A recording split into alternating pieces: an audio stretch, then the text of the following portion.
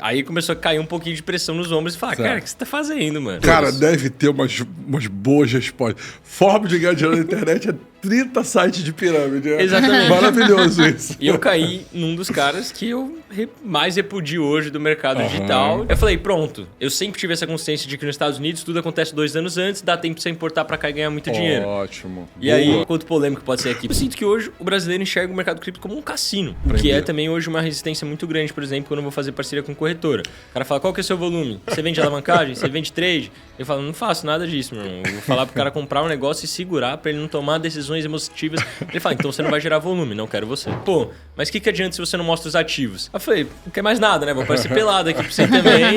Fica à vontade, é tudo seu. O que você escolhe?